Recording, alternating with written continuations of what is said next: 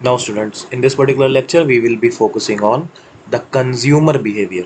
देखो consumer behaviour का बहुत बड़ा रोल आपका मार्केटिंग में ही देखने को मिलता है एंड कंज्यूमर बिहेवियर का जो एक्चुअल स्टडी है वो सीआरएम में होता है. ठीक है, सीआरएम में इसके बारे में काफ़ी कुछ हमने डिस्कस किया है and majorly the psychological factors जिसके वजह से हमने सीआरएम फ्रेमवर्क्स क्या किया था, डिस्कस किया था. ठीक है, बट यहाँ पर ये सारी चीज़ें हम लोग बहुत ज़्यादा नेक्स्ट लेवल पर लेकर नहीं जाएंगे. यहाँ पे हमें मार्केटिंग तक ही रहना है. तो भाई यहाँ पर कंज्यूमर बिहेवियर है क्या? It is nothing, it is simply the study of when, why, how and where people do and do not buy a product. ठीक है, कि भाई कब, कहाँ, कैसे, किसके साथ, क्यों, ठीक है, वो प्रोडक्ट को बाई करते हैं या नहीं करते हैं. तो भाई इन सब का क्या करना है, आपको एनालिसिस देखना है. ठीक है, it is basically depends upon the psychology of the consumer.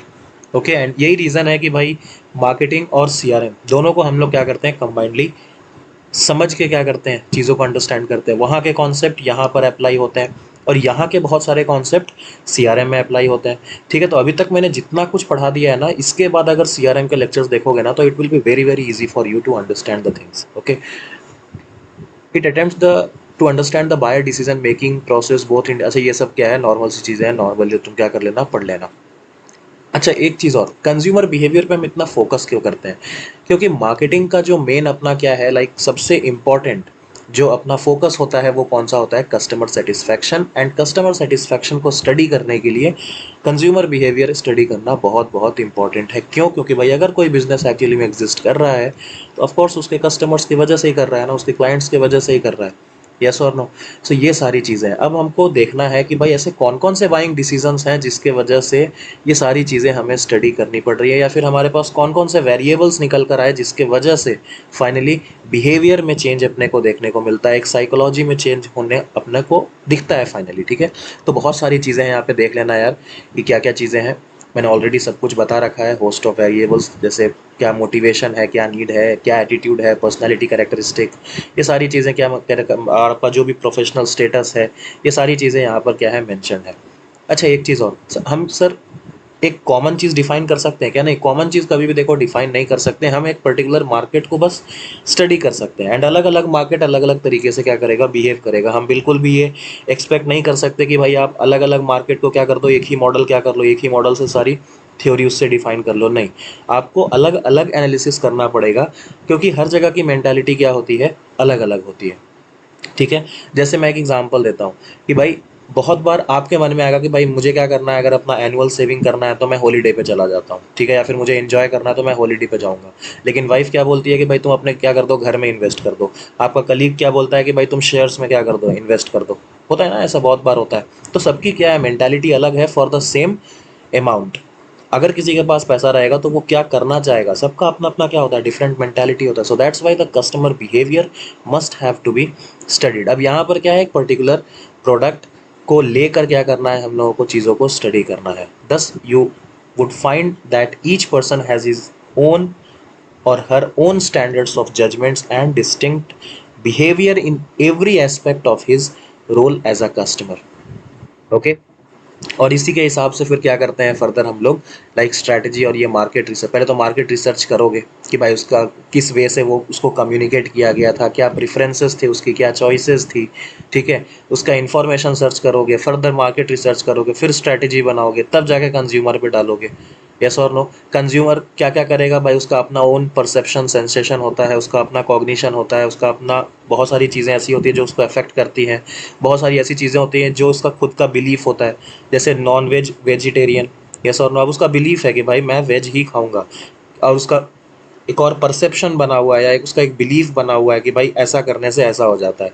तो वो कस्टमर कभी भी वो चीज़ प्रीफर नहीं करेगा जिसके बारे में उसके लिए क्या है, नेगेटिव बिलीफ है. ओके, तो ये सब चीज़ें स्टडी करना बहुत इंपॉर्टेंट है. एंड उस वो कौन सी सोसाइटी में रहता है, so because of that social and other influence factors भी काफ़ी क्या करते हैं, बहुत ज़्यादा रोल प्ले करते हैं in understanding the behaviour.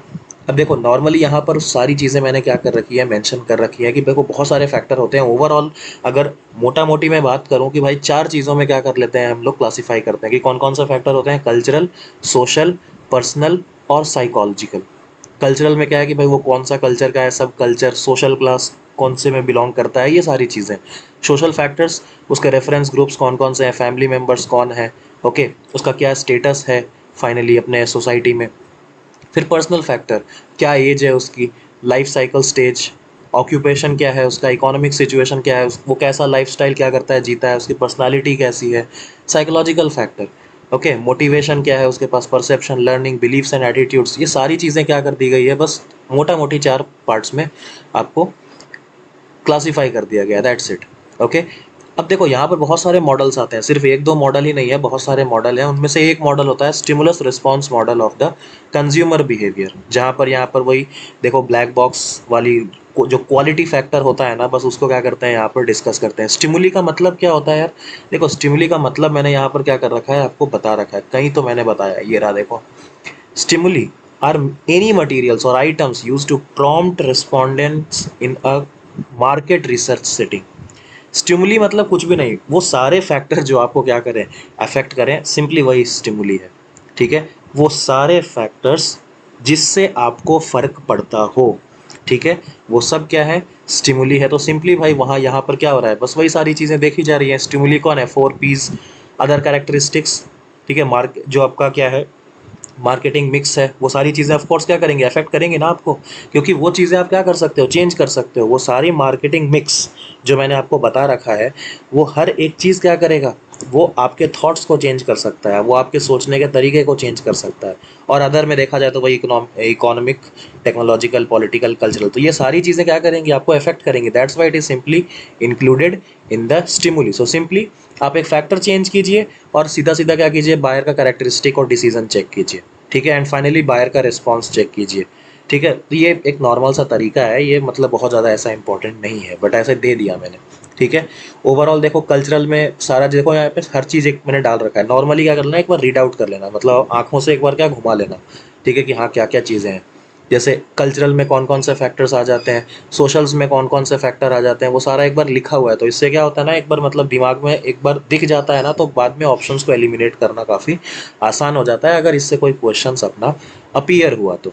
Okay, now consumer buying decision behaviour. अब कंज्यूमर का जो बाई करने का जो एक क्या है डिसीजन है, उस बिहेवियर को क्या करना है, अपने को जानना है। तो भाई इसको भी ओवरऑल मोटा मोटी देखा जाए तो 4 तरह का डिसीजन बिहेवियर अपने को बताया गया है।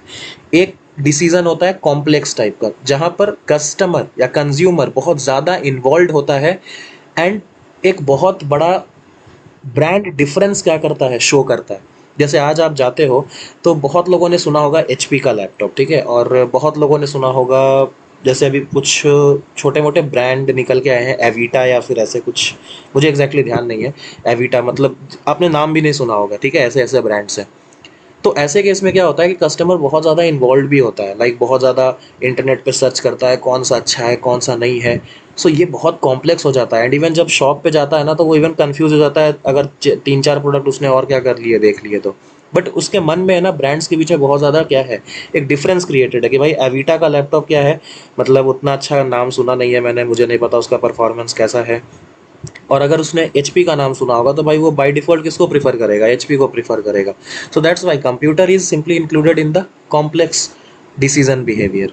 उसके बाद होता है डिसोनेंस रिड्यूसिंग। डिसोनेंस रिड्यूस, देखो मैंने आपको शायद सीआरएम में डिसोनेंस का मतलब बताया था कि एक स्टेट होता है जहां पर कस्टमर क्या होता है, लाइक डिससेटिस्फाइड हो जाता है। ठीक है, तो आई थिंक कहने का मतलब कि वो बोलता नहीं है, बट धीरे धीरे क्या हो जाता है, उसके मन में एक नेगेटिविटी आनी स्टार्ट हो जाती है, ठीक है, आपके प्रोडक्ट को लेकर। तो ये सारी चीज़ें देखो मैंने वहाँ पर देखो ऑलरेडी बता रखा है, यहाँ पर मैं सारी चीज़ें आगे नहीं बताऊंगा, ठीक है। सो डिसोनेंस रिड्यूसिंग, ठीक है, मतलब आपका जो वो स्टेट है ना, मतलब मेंटल जो स्टेट है जिसके वजह से आप क्या हो रहे हो, नेगेटिव हो रहे हो।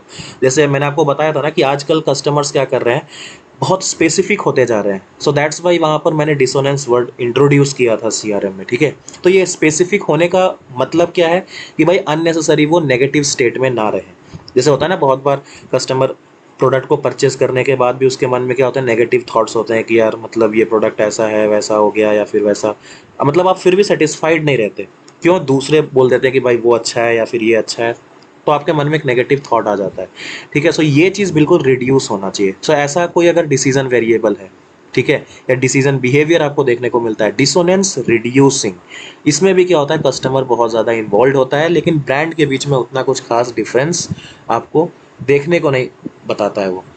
अब इसमें क्या है, हाईली इन्वॉल्व देखो, जब भी आप अपने घर का कारपेटिंग करवाओगे या फिर जब भी आप क्या करते हो डायमंड रिंग खरीदते हो, तो अब देखो ना कारपेटिंग में भी क्या है, वैसा कुछ आप खास ब्रांड पे ध्यान देते नहीं हो कि भाई ये चलो ये भी कारपेट है ये भी कारपेट है, सिंपली आप कारपेट देखते हो।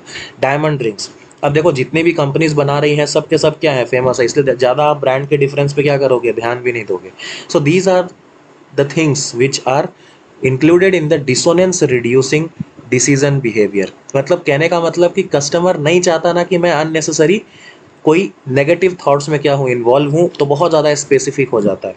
ओके भाई कारपेटिंग है तो ऐसा ही चाहिए, बस मुझे दे दो, कोई सा भी ब्रांड का रहे। डायमंड रिंग्स में भी वही होता है कि भाई आप एक बार खरीद लिए तो उसके बाद नेगेटिव मत होना, अदरवाइज क्या होगा ना, मन ही मन क्या रह जाओगे, बिल्कुल नेगेटिव होते चले जाओगे, नेगेटिव थॉट्स आता चला जाएगा। सो दैट्स वाई इसको ही बोलते हैं डिसोनेंस। ठीक है, ये चीज़ ध्यान में रखना। फिर एक तरह का डिसीजन वेरिएबल होता है हैबिचुअल। ठीक है, हैबिचुअल कहने का मतलब कि आप ज़्यादा इन्वॉल्व नहीं होते, समझ में आया। एंड ब्रांड का डिफरेंस भी क्या होता है, आप ज़्यादा कुछ खास फर्क नहीं समझते उसमें, तो दैट इज सॉल्ट। जब सॉल्ट लेने जाते हो तो क्या भाई, हाँ ठीक है भाई तुम नमक दे दो, ठीक है कौन सा ब्रांड का, चलो टाटा का नहीं है इस ब्रांड का दे दो, that is habitual. Okay, variety seeking, जब आप क्या करते हो वेराइटीज ट्राई करना चाहते हो, ठीक है, ऐसा भी एक डिसीजन वेरिएबल होता है कि भाई पिछला बार ये लिया था इस बार ये ले लेता हूँ। जैसे आप बिस्किट विस्किट खरीदने जाते हो, होता है ना बहुत बार कि हाँ कोई नया बिस्किट आया क्या, एक बार दे देना हो, तो दैट इज वेराइटी सीकिंग। तो कुछ प्रोडक्ट्स और सारी चीज़ों पे डिपेंड करता है, ये नहीं कि सिर्फ कस्टमर के बिहेवियर को ही क्या करना है, स्टडी करना होता है, ऐसा बिल्कुल नहीं है। आप जो प्रोडक्ट यूज़ कर रहे हो आप उसको भी देखो कि क्या उसमें भी लोग वैरायटी प्रेफर करते हैं क्या। जैसे डायमंड है, अब डायमंड में क्या वैरायटी प्रीफर करोगे तुम, उसमें गिने चुने क्या होता है, 4-5 डिज़ाइन होते हैं, बस आराम से देखो उनमें से कोई एक सेलेक्ट करो और ले जाओ। ठीक है, लेकिन कुकीज़ में क्या होता है, बहुत ज़्यादा वैराइटीज़ क्या होता है आपके पास अवेलेबल होते हैं। सो दैट्स वाई ये सारे, ये सिर्फ कस्टमर एंड से ही नहीं होता है, ये प्रोडक्ट पे भी डिपेंड करता है कि कंज्यूमर का बिहेवियर क्या होगा। एक तो उसका खुद का साइकोलॉजी होता है, और दूसरा प्रोडक्ट पे डिपेंड करता है, उसके क्लास पे डिपेंड करता है, उसके कैरेक्टरिस्टिक पे डिपेंड करता है, उसके खुद के सेगमेंट पे डिपेंड करता है कि भाई वो हम क्या करेंगे उसको, मतलब वैरायटी से लेंगे या फिर वो बिल्कुल हैबिचुअल क्या है प्रोडक्ट है, या फिर हमें ऐसे कुछ नेगेटिव थॉट्स में नहीं पड़ना है, या फिर जो, क्योंकि ये तब होता है ना जब चीज़ें बहुत महंगी हो जाती हैं, ठीक है, मतलब और उसके बाद लेने के बाद हमें रिग्रेट नहीं करना होता, that is the meaning of dissonance. ठीक है, ये सारी चीज़ें हैं। उसके बाद है कस्टमर बाइंग प्रोसेस। अब कस्टमर कैसे बाई करता है, ये सब प्रोसेस देखो बहुत नॉर्मल सी चीज़ें हैं। और एक चीज़ और यार, ये कस्टमर बाइंग प्रोसेस में थर्ड स्टेप कौन सा है, सेकंड स्टेप कौन सा है, ऐसे ऐसे क्वेश्चंस पता नहीं लोग बहुत ज़्यादा भेजते हैं। ठीक है, तो देखो मैं पहले ही बता दे रहा हूँ, अलग अलग बुक्स खोलोगे ना तो चीज़ें बिल्कुल अलग अलग तरीके से होंगी। ठीक है, सो इस दैट्स वाई ऐसे क्वेश्चंस बहुत रेयर केस में आते हैं।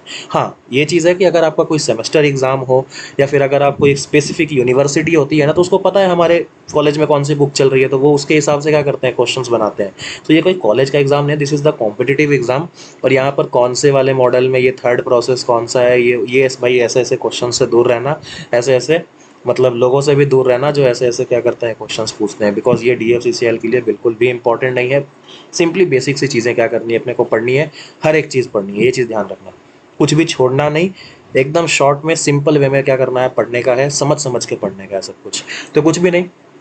बाइंग प्रोसेस में क्या है, प्रॉब्लम रिकॉग्निशन, उसके बाद इन्फॉर्मेशन सर्च करोगे। पहले तो भाई अपना प्रॉब्लम चेक करो कि भाई प्रॉब्लम क्या है, फिर उसके बारे में इन्फॉर्मेशन क्या करोगे, सर्च करोगे। उसके बारे में आप उसके ऑल्टरनेटिव्स को भी चेक करो कि भाई मेरे ऑल्टरनेटिव्स अच्छे हैं कि नहीं है। ठीक है, उसके बाद परचेज का डिसीजन लोगे, एंड उसके बाद पोस्ट परचेज बिहेवियर। सो ये पोस्ट परचेज बिहेवियर ही क्या हो जाता है, डिसोनेंस में इंक्लूड हो जाता है। ठीक है, ये चीज़ ध्यान में रखना, थोड़ा सा CRM में कवर्ड है। अब आ जाती है एक्सपेक्टेंसी वैल्यू मॉडल। अब ये चीज़ क्या है, देखो यहाँ पर कस्टमर एटीट्यूड को क्या करना होता है, अपने को समझना होता है। अब एक्सपेक्टेंसी वैल्यू मॉडल का क्या है, देखो customer rates a product according to the sum of the ratings given the product on the variety of product characteristics. कहने का मतलब अलग अलग जो आपके प्रोडक्ट कैरेक्टरिस्टिक्स हैं उसके हिसाब से वो क्या करता है, अपने मन में एक रेटिंग बना के रखता है। ठीक है, और उसके बाद से वो अपनी एक्सपेक्टेशन क्या करता है, आपके सामने रखता है, एंड उसके बेसिस पे डिपेंड करता है कि भाई सामने वाला क्या करेगा, आपके प्रोडक्ट को परचेज करेगा या नहीं करेगा। नॉर्मल सी बात है कि एग्जाम्पल से सुना देता हूँ, वापिस से सुनने की ज़रूरत नहीं है। ठीक है, देखो ओवरऑल दो फैक्टर्स होते हैं, how probable it is wanted and outcome is achieved. कहने का मतलब कि भाई कितना ज़्यादा प्रोबेबल है कि अगर वो क्या करता है, इंसान उस चीज़ को चाहता है तो वो क्या कर लेगा, उसके आउटकम मतलब हमारा जो आउटकम है, परचेज वाला जो आउटकम है वो उसको अचीव कर ले। ठीक है, एक तो चीज़ ये है। सबसे पहला एक्सपेक्टेंसी, दूसरा क्या है वैल्यू, कि भाई how much the individual values the desired outcome, कि भाई हम जो भी फाइनल आउटकम है उसका कितना वैल्यू वो क्या कर रहा है, प्रोवाइड कर रहा है उसको। वैल्यू प्रोवाइड कर रहा है कहने का मतलब कि भाई उसको कितना तवज्जो देता है, कहने का मतलब कुछ इस टाइप का, क्योंकि हम बिहेवियर पढ़ रहे हैं अभी, ठीक है। वैल्यू को मतलब in the terms of monetary मत समझ लेना अभी के लिए। सो ये चीज़ देखो, एक्सपेक्टेंसी वैल्यू मॉडल यही है। फाइनली आप बिहेवियर को क्या करते हो, जज करते हो। देखो उसके बिलीव्स, उसके इवैल्यूएशंस, उसके normative believes, motivation to comply, क्या मोटिवेशन, तो ये सब सब्जेक्टिव नॉर्म्स होते हैं और उसके खुद के एटीट्यूड होते हैं। और उसके बाद हम डिसाइड करते हैं उसका बिहेवियरल इंटेंशन, ठीक है, और उसके बाद हम स्टडी करते हैं उसका behaviour. So that is the expectancy value model. Okay, और यहीं पे बात आ जाती है फिर और कॉन्जॉइंट एनालिसिस की, जो कि मैंने ऑलरेडी पिछले लेक्चर में बताया था, बट उतना कुछ डिटेल में नहीं बताया, बट ये चीज़ इंपॉर्टेंट है, ध्यान में रखिएगा। कॉन्जॉइंट एनालिसिस पिछले लेक्चर में बहुत कम बताया, इसलिए इस लेक्चर में एकदम दिमाग खोल के, कान नाक मुंह सब खोल के सुन लो। देखो कॉन्जॉइंट एनालिसिस कुछ भी नहीं होता है, जो भी प्रोडक्ट है उसके फीचर को देखकर, एग्जैक्टली देखो एक्सपेक्टेंसी वैल्यू मॉडल का वही है, क्योंकि यहाँ पर क्या करते हैं कस्टमर, प्रोडक्ट का जो एट्रीब्यूट्स होता है, जो प्रोडक्ट का फीचर होता है, उसके बेसिस पे क्या करते हैं, एक रेटिंग मन में बना के रख लेते हैं, ठीक है। और वही क्या करता है, वही तो इंटेंशन है, वही इंटेंशन और फाइनली बिहेवियर में अपने को देखने को मिल जाता है, ठीक है। उसका एटीट्यूड होता है कोई एक पर्टिकुलर कैरेक्टरिस्टिक या एट्रीब्यूट के लिए। सो यही वो एक्सपेक्टेड, मतलब एक्सपेक्टेड वैल्यू निकाल सकते हो, वो कितना बिकने को रेडी है फॉर अ पर्टिकुलर कस्टमर, ये सब चीज़ें निकाल सकते हो, ठीक है। तो कॉन्जॉइंट एनालिसिस क्या होता है, कुछ भी नहीं होता है, कस्टमर कुछ भी नहीं करता है, उसके फीचर्स, उसके एट्रीब्यूट्स, जो भी प्रोडक्ट क्या कर रहे हो मार्केट में अवेलेबल है, उसके फीचर्स या उसके एट्रीब्यूट्स को देखकर वो क्या करता है, डायरेक्टली अपना बिहेवियर डायरेक्टली शो करता है। So that is the conjoint analysis. एक बढ़िया एग्जांपल दूं, जब भी मोबाइल खरीदने जाते हो ना, तो देखते हो ना फ्लिपकार्ट पे ऐड टू कंपेयर एक ऑप्शन आता है, या फिर शायद अमेजोन पे ऑप्शन आता है ऐड टू कंपेयर। तो आप जब ऐड टू कंपेयर पे क्लिक करते हो, देखते हो ना दो तीन फ़ोन एक साथ आ जाते हैं, और फिर आप क्या करते हो, दोनों के बीच में कंपैरिजन करते हो, और कंपैरिजन करने के बाद सिंपली आप चूज़ कर लेते हो। So that is the thing, कि आपने मतलब उस फीचर को देखकर कौन से वाले ब्रांड को प्रीफर किया, that is the conjoint analysis. जब हमें अपना प्रोडक्ट, हम कोई एक नया प्रोडक्ट क्या कर रहे हैं, लॉन्च करने वाले हैं, तो हम कुछ नहीं करेंगे, जो ऑलरेडी इनकम्बेंट प्रोडक्ट्स हैं, इनकम्बेंट मतलब जो मार्केट में अभी करेंटली चल रहे हैं, जो अभी मार्केट में अवेलेबल हैं, सो उन इनकम्बेंट प्रोडक्ट्स के बीच में हम अपना प्रोडक्ट क्या कर देंगे, रख देंगे। और उसके बाद हम चेक करेंगे कि भाई on the basis of the specifications हमारे प्रोडक्ट को कितना प्रीफर किया जा रहा है as compare to the other products, that's it. तो that is the conjoint analysis. So ये फ्लिपकार्ट और अमेजोन का है ना, मोबाइल सेलिंग के टाइम पे ऐड टू कंपेयर, ये जो ऑप्शन है ये कुछ भी नहीं, ये कॉन्जॉइंट एनालिसिस ही होता है और कुछ भी नहीं, ठीक है। एट्रीब्यूट्स मतलब क्या, कुछ नहीं, फीचर्स, उसका क्या प्राइस है, कलर क्या है, साइज क्या है, ब्रांड कौन सा है, ये सारी चीज़ें जस्ट इस फीचर्स और एट्रीब्यूट्स बोल सकते हो। सो आई थिंक आप कॉन्जॉइंट एनालिसिस समझ में आ गया होगा। अब एक चीज़ और यहाँ पर क्या है, अब इसी को देखो, इसको एक और अच्छे से हम लोग क्या कर सकते हैं, समझ सकते हैं। कैसे, देखो प्रोडक्ट एट्रीब्यूट इन्फॉर्मेशन, आपके पास उसका सब कुछ फीचर का इन्फॉर्मेशन होगा, उसका प्राइस आपको पता होगा, और उसका रेफरेंस प्राइस भी, ये सब क्या होता है आपको पता होता है। तो उसके हिसाब से रेफरेंस प्राइस कहने का मतलब कि भाई ओवरऑल डिस्काउंट विस्काउंट के बाद टोटल ऑल मतलब कितना प्राइस पड़ सकता है, ये सारा इन्फॉर्मेशन आपके पास गैदर होगा। सो फाइनली आपके पास एक परसीव्ड प्राइस होगी, और जो इसका इन्फॉर्मेशन आपके पास अवेलेबल है, जो स्पेसिफिकेशन उसका अवेलेबल है, उसके हिसाब से तुम क्या कर लोगे, एक क्वालिटी जज कर लोगे। सो that is the perceived quality in your mind, ठीक है। कस्टमर के मन में कैसा क्वालिटी परसीव हुआ, that is the perceive quality, okay. और उसके हिसाब से आपने उसको, उसका क्या मतलब एक वैल्यू समझा in terms of price, that is perceived price, ठीक है। और इसी हिसाब से फाइनली क्वालिटी और क्वांटिटी, जो प्राइस है क्वालिटी के हिसाब से जो भी उसका प्राइस है, इस हिसाब से तुम क्या करते हो, उसका वैल्यू क्या करते हो, जज करते हो कि भाई ये कितना वैल्यूएबल है, या फिर मेरे मनी के लिए कितना ये इफेक्टिव है। अगर मैं 10,000 लगा रहा हूँ तो भाई it is value for our money और नॉट। देखो ना बहुत बार कि वैल्यू ऑफ द ईयर ऐसे करके कुछ टैग लगाया जाता है किसी प्रोडक्ट में, ओके। जैसे बहुत बार आप मोबाइल परचेज करते हो तो बोलो ना, हाँ भाई वैल्यूएबल प्रोडक्ट है, कहने का मतलब अगर 10,000 रुपये खर्च कर रहे हो तो इट्स लाइक अ वैल्यू, मतलब 10,000 के हिसाब से कुछ मिल रहा है, ठीक है। तो आप एक वैल्यू परसीव कर लेते हो related to its quality and its price, and further आपका परचेज इंटेंशन देखा जाता है। So that is nothing, that is only expectancy value model, okay. So I think इतना समझ में आ गया होगा। एंड फाइनली आपके एटीट्यूड्स पे भी ध्यान में रखना, एटीट्यूड, एबीसी मॉडल, ध्यान में रखना ये क्वेश्चन बहुत इंपॉर्टेंट हो सकता है, ठीक है। एबीसी मॉडल एटीट्यूड्स में वो तीन, लाइक ये ए बी और सी का फुल फॉर्म क्या है। सो ए का है अफेक्ट, कि भाई वो कैसे, लाइक कस्टमर कैसे अफेक्ट होता है उससे, जैसे मैंने बोला ना कि भाई उसका क्या फीलिंग है, क्या इमोशन है। So of course that is the meaning of affect, okay. जैसे example, I like high heels, उसको पसंद है ये चीज़, okay, so that is an affect, okay. Further behaviour, behaviour मतलब उसका खुद का इंटेंशन, ठीक है, वो क्या मतलब कैसे बिहेव करता है, उसका क्या इंटेंशन है फॉर अ पर्टिकुलर ऑब्जेक्ट। जैसे उसका मन है कि भाई I will buy the high heels if I go to the mall, मतलब मॉल में जाकर क्या करना, उसको परचेज करना, दूसरे शॉप से परचेज नहीं करना, जब मॉल में जाएगी तब वो परचेज करेगी। That is a kind of behaviour, that is a kind of intention you can say, okay. And last is cognition. What is the meaning of cognition? उसका जो बिलीफ है, okay, regarding that particular object, that is the cognition, okay. जैसे उसका example बता रहा हूँ, I believe high heels make me gorgeous. अगर कोई लड़की सोचती है कि भाई अगर हाई हिल्स वो पहनती है तो भाई she looks more pretty, more gorgeous. So that is the cognition part. So ये सारी चीज़ें एटीट्यूड्स में आ जाती हैं, affect, behaviour, cognition. ABC model of attitude important है फॉर डीएफसीएल ऑल्सो। अगर वो वन लाइनर क्वेश्चन ज़्यादा पूछने को आते हैं तो ये एक पार्ट हो सकता है जहाँ से वो क्वेश्चंस को पूछ सकते हैं। अब देखो, कस्टमर बिहेवियर के बहुत सारे मॉडल्स होते हैं, ट्रेडिशनल भी होते हैं, कंटेम्प्रेरी भी होते हैं। ट्रेडिशनल नहीं पढ़ना होता है, ठीक है, ये चीज़ ध्यान में रखो। कंटेम्प्रेरी बहुत इंपॉर्टेंट हो जाता है। स्टिमुलस रिस्पॉन्स मॉडल तो मैंने ऑलरेडी बता दिया, सीधा सीधा फैक्टर्स क्या कर सकते हैं जो अफेक्ट कर सकते हैं, लाइक आपके 4 P's 7 P's, ठीक है, जो मार्केटिंग मिक्स में बता रखा है कि भाई उसको चेंज करेंगे तो कस्टमर का क्या रिस्पॉन्स देखने को मिलेगा। सो that is simply stimulus response model. ये इतना इंपॉर्टेंट नहीं है क्योंकि बहुत ज़्यादा कॉमन है। इंपॉर्टेंट कौन कौन से है? ये ईकेबी मॉडल, एंजल कोलार्ड बैकवेल मॉडल, तीनों साइंटिस्ट हैं, साइंटिस्ट कह सकते हैं, रिसर्चर्स कह सकते हो आपके मार्केटिंग के, ठीक है। सो ईकेबी मॉडल एक फेमस है, हार्वर्ड शेथ मॉडल फेमस है, और ये निकोसिया मॉडल भी क्या है, फेमस है इन द कस्टमर बिहेवियर। और ये सिर्फ यहाँ पर ही नहीं, फर्दर सीआरएम में भी क्या होते हैं, ये काम आते हैं। So that's why these 3 are important. तो इनके 3 के बारे में ही क्या करेंगे, हम पढ़ेंगे। अब देखो, ईकेबी मॉडल क्या मतलब ओवरऑल फोकस करता है कि भाई आजकल आपको पता है ना कि अब जमाना बिल्कुल चेंज हो गया। पहले के ज़माने में क्या होता था ना कि लोग दुकानदार पे भरोसा करते थे और उसके इंटेंशन को नहीं जान पाते थे कि भाई वो अपना प्रोडक्ट बेचने को वैसे बोल रहा है या फिर रियली में वो जेन्युइन है, ठीक है। बट आजकल क्या हो गया, कोई फ़र्क नहीं पड़ता कि दुकानदार क्या बोल रहा है, हम तो पहले से क्या कर जाते हैं, अपना नॉलेज बढ़ा के जाते हैं, ठीक है।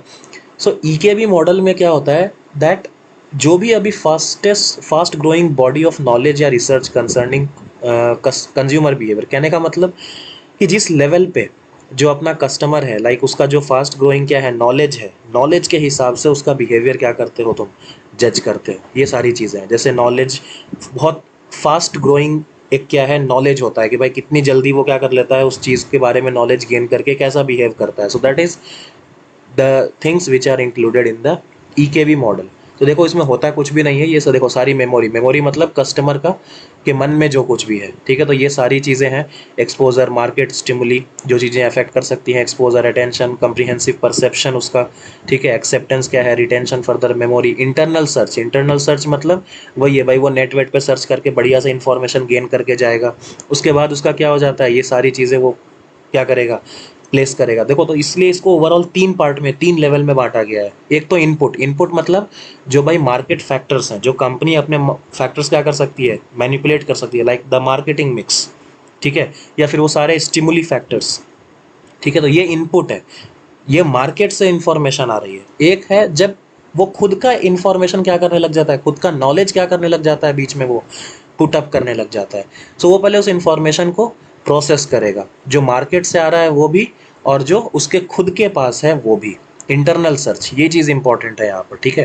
And further decision process. अब डिसीजन प्रोसेस ये होता है, अब इसके बारे में बहुत ज़्यादा बताने की ज़रूरत नहीं है। अब ये बाद में भी इन फ्यूचर कभी भी डिसीजन प्रोसेस पढ़ेंगे ना, तो यही सारे क्या होंगे, उसमें फैक्टर्स होंगे कि भाई सबसे पहले प्रॉब्लम रिकॉग्नाइज करो, ऑल्टरनेटिव सर्च करो, इवेल्युएट करो, पर परचेज करो, और आउटकम कैसा आ रहा है, सेटिस्फाइड हो कि डिससेटिस्फाइड हो, that is the decision process, okay.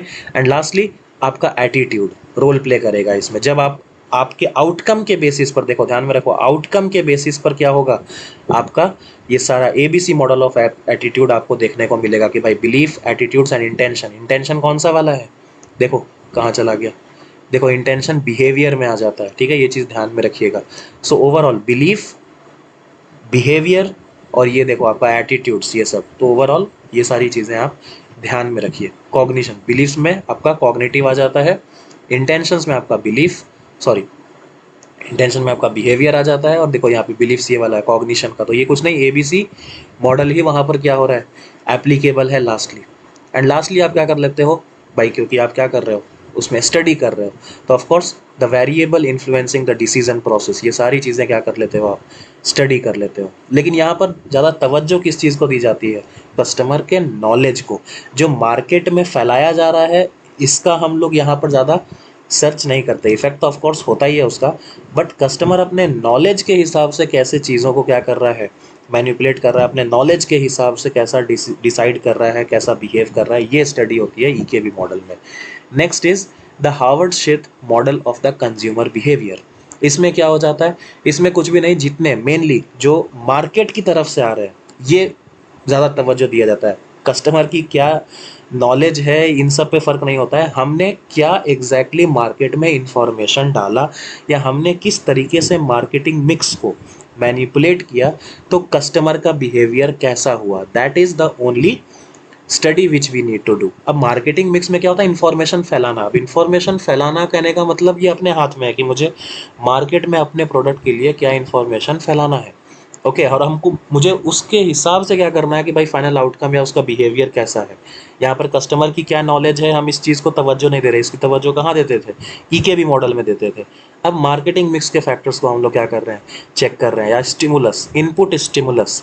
अब वो कौन कौन से हो जाते हैं, देखो यहाँ पर वो सारे चीज़ें क्या है, यहाँ पर देखो ओवरऑल मेंशन्ड है, सब तरह के, ठीक है। तो यहाँ पर क्या होता है, हम लोग अलग अलग इन्फॉर्मेशन क्या करते हैं मार्केट में पुटअप करते हैं, या फिर हम लोग ये चीज़ देखते हैं कि भाई हम कोई एक इनकम्प्लीट मैसेज या इन्फॉर्मेशन प्रोडक्ट के बारे में देते हैं, तब हमें मार्केट में या तब हमें कंज्यूमर का क्या बिहेवियर देखने को मिलता है।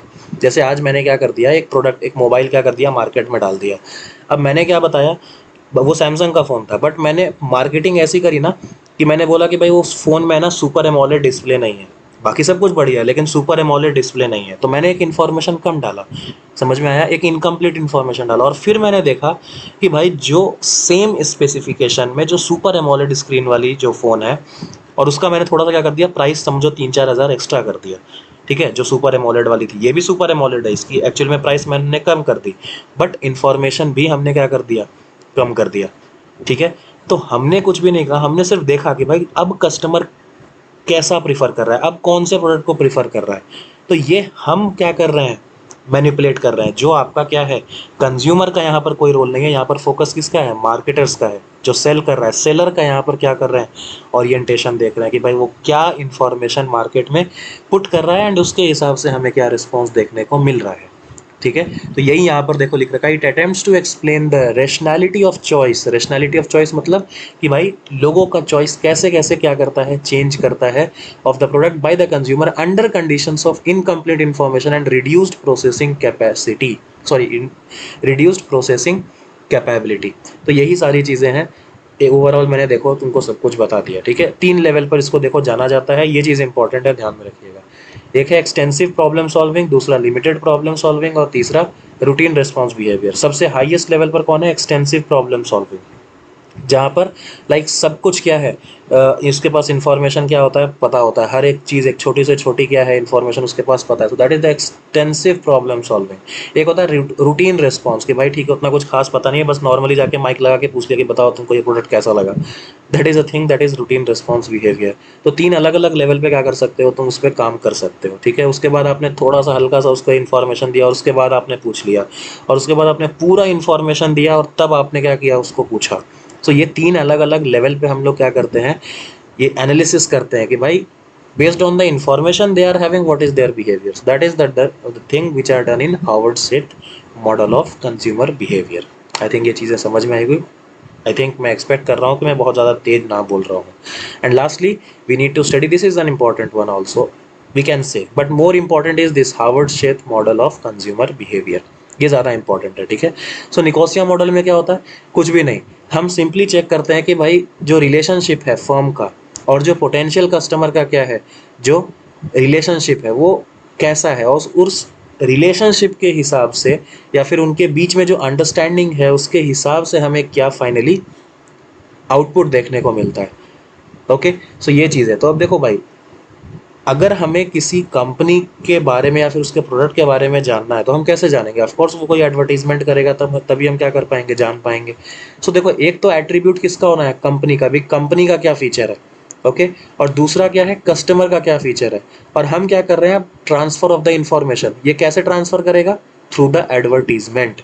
फर्स्ट इन्फ्लुएंस होता है ना कि भाई, बस जो एक बार में, first impression is the last impression, कुछ इस टाइप का ये मॉडल है कि भाई फर्स्ट इंप्रेशन या फर्स्ट टाइम आपने जो कुछ भी क्या कर दिया उस पर्टिकुलर प्रोडक्ट के बारे में, एक सेंटेंस बोल दिया या फिर उस चीज़ को आपने मार्केट में पुटअप कर दिया, एंड उसके बाद आप क्या करते हो, कुछ नहीं, तो एट्रीब्यूट्स ऑफ कंपनी या फिर फीचर, जो कंपनी का फीचर है या फिर जो कंज्यूमर का क्या है, खुद का फीचर है, उसके बीच में एक रिलेशन बना लेते हो उसके हिसाब से, और जो इन्फॉर्मेशन दिया गया है उसको आप नॉर्मली क्या करके, स्टडी करके जब चीज़ों को एनालाइज करते हो, that is the Nicosia model of consumer behaviour, that's it.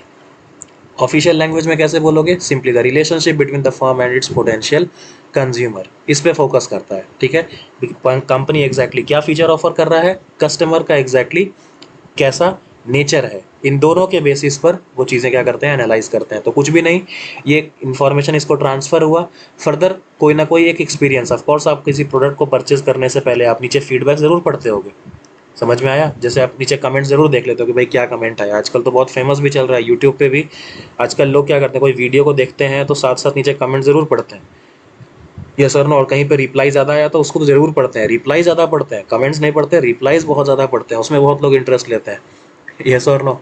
सो ये यही वाली सारी चीज़ें हैं यहाँ पर। तो भाई उसके पास एक एक्सपीरियंस भी आता है दूसरों का, तो इन सारी चीज़ों से वो सबसे पहले क्या करता है, वो इवेल्युएट करता है information about the product, further उसको एक मोटिवेशन आता है तो वो परचेज डिसीजन लेता है, एंड अगेन आप इसी चीज़ को क्या करते हो, वो क्या कंजम्पशन देता है और क्या फीडबैक देता है, इसी को आप क्या करते हो, वापस से बस एक चेन बना देते हो। तो इसमें मेन फोकस क्या है, मेन फोकस है यहाँ पर, ये वाला पार्ट, सब सिस्टम 1 एंड सब सिस्टम 2, एक में कंपनी और एक में कंज्यूमर, दोनों के बीच में कैसा रिलेशन है, उसके बेसिस पे चीज़ों को क्या करते हो, आप एनालाइज करते हो, ओके। या फिर अगर कोई नया प्रोडक्ट है तो उसके बारे में क्या करोगे भाई, एक तो अफवाह फैलाओगे ना, या फिर एक तो एक एडवर्टीजमेंट तो करोगे एटलीस्ट।